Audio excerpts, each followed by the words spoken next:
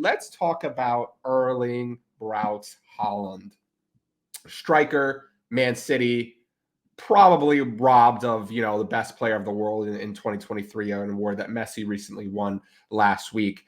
We're going to start this show by talking about Erling Haaland. We're going to discuss his injury from start to finish, exactly what is going on, why it's taking so long, and why City are right to take their time with this particular injury. So let's go ahead and get into it. So, Erling Haaland, he has been out for quite some time with a foot injury. The only thing that Manchester City have said is that this is what we call a stress related injury from his foot. And that's a little bit vague, but don't worry, we're going to break it down completely. Let's go ahead and read exactly when Manchester City's star striker will be back. This was published just about 5 days ago, so it's pretty current. So let's go ahead and break this down together here. Erling Haaland continues to be missing for Manchester City, as Pep Guardiola confirmed he suffered a setback and can't say when the Prem leading scorer will be back.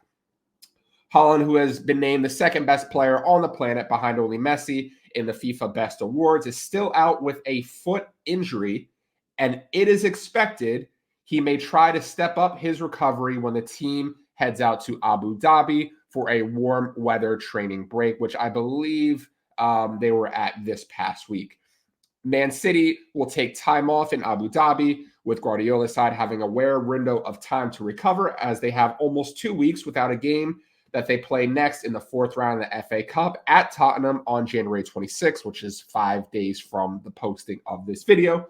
That will give Haaland more time to recover, and it sounds like he'll need it. Yada, yada, yada. Yeah, a little bit. Guardiola said when asked if Haaland had suffered a setback, he's fine, but a little problem disturbing his feet. The doctors decided to stop for 1 week and maybe restart in Abu Dhabi. Hopefully at the end of the month, he'll be ready. A little bit more than we expected the beginning in his bone. The bone needs more time. The bone needs more time. Every injury, you can do what you want, but it's a question of time. He'll be ready to come back at the end of this month. Well, what is exactly going on with Erling Haaland? There are quite a few possibilities. So again, the only thing, and on this show, we keep things objective. We try and keep things exactly to what's been said in the media. So we don't draw any false conclusions. We don't put out any fake information, none of that here. What is exactly going on is Erling Haaland has some sort of a stress-related injury in his foot. Now, what does that exactly mean? Most people are familiar with the term stress fracture. And a stress fracture is when a bone is put under a lot of stress, so much to the point where the bone can't heal. And most people don't know this, but your tissues in your body, being your bone, your muscles, your ligaments, your tendons, they are constantly in a state of what we call remodeling. Well, what does that mean? Every 4, 5, 6 months, years, whatever, every time frame, what happens is your body is consistently breaking down tissue. It's consistently breaking down tissue within your body, and it's making new tissue to replace it. You can almost think of your bones in your body as a brick house. Well, if you have a brick house and you let it stay up for 100 years, what's going to happen? That brick house is going to degrade and fall apart. What has to happen throughout the lifespan of that house, and what happens throughout every tissue in an athlete's body, any body in general, is you're consistently remodeling the house. You're consistently taking things that were there before, being bone, muscle, nerves, tendons, whatever. You're breaking it down and you're replacing it with new tissue. In this case, with new bone. But what's happening in this injury is Erling Haaland's bone is put under so much stress that it can't make new bone enough to replace the bone that's being put under pressure. Now, what exact bones are we talking about here? There are a few possibilities. If you look at what's actually in the human body here, let's go ahead and take a look. We're going to turn off the connective tissue here. We're going to go ahead and look at the foot here. So there's a few bones that are often put under stress in the human body that really, really need to be taken into account when it comes to an injury like this. Specifically in the foot, there are two bones that you have to look out for. One is the navicular. This is the navicular right here. And this is a very, very likely and common spot for stress-related injuries of the foot. There are so many vital attachments and tendons and ligaments that go into this foot, into this bone. This bone bears a lot of weight. It's very, very important. Long story short, you do not want to mess with this bone. If this bone has an issue, you need to make sure that it's being taken care of properly. The other bone, which is even more common for athletes to have a stress-related injury on, is this bone right here, the fifth metatarsal.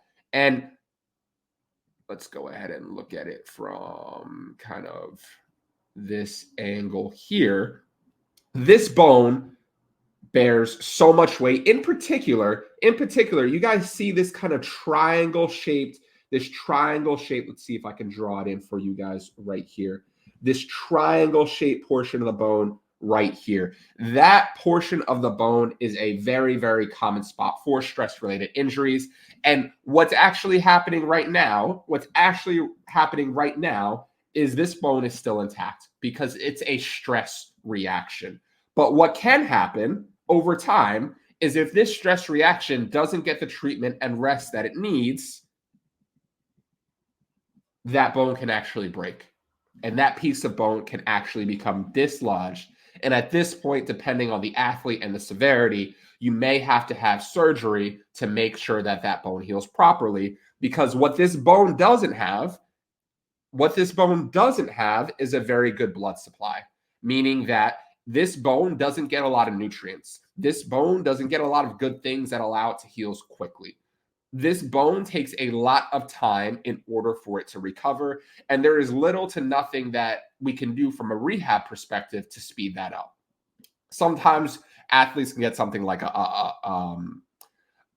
bone stimulator that can try and accelerate the rate of bone growth, but there's not a ton else that you can do for this bone other than just simply allow it to rest. Well, why is this so important? Why is this so important for Erling Haaland?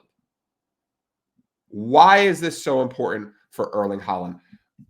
It's so important because the bigger you are as an athlete, the more powerful you are, the more you're jumping, the more you're landing, the more stress that gets put through that bone. And Erling Haaland is a big guy. What is he, 6'5"? How tall is Erling Haaland? How tall is Haaland?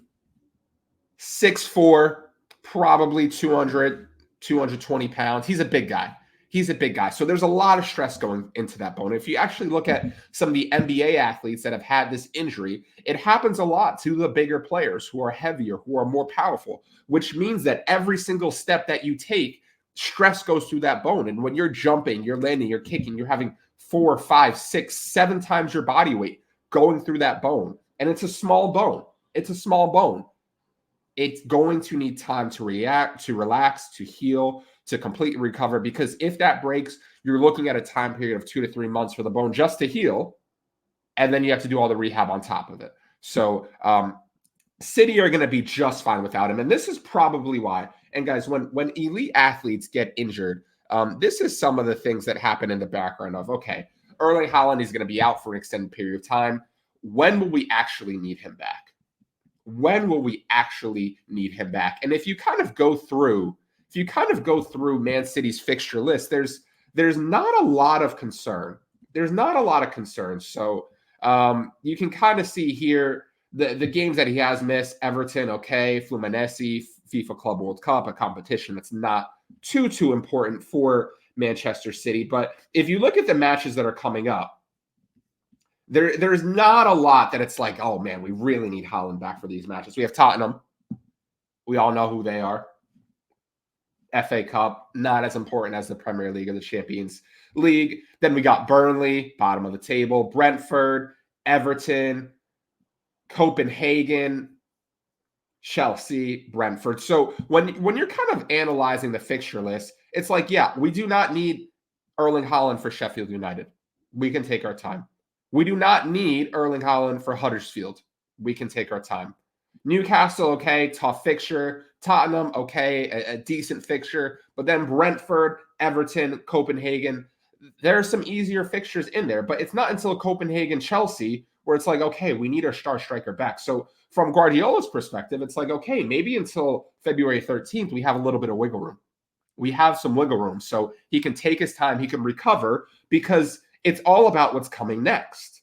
It's all about what's coming next. In March, Man United, Copenhagen, Liverpool, Brighton, Arsenal, Aston Villa, Crystal Palace. Then it eases up at the end of the season with Luton and Tottenham a little bit. But you can see March is like, we need Erling for March. We need Erling Haaland for United, Champions League, Liverpool, Brighton, Arsenal, Aston Villa. Like, those are the matches that he is desperately needed for. So I am sure that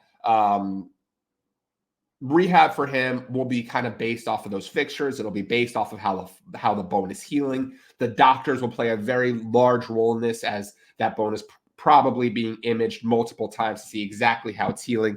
But that is exactly what's going on in the world of Erling Haaland.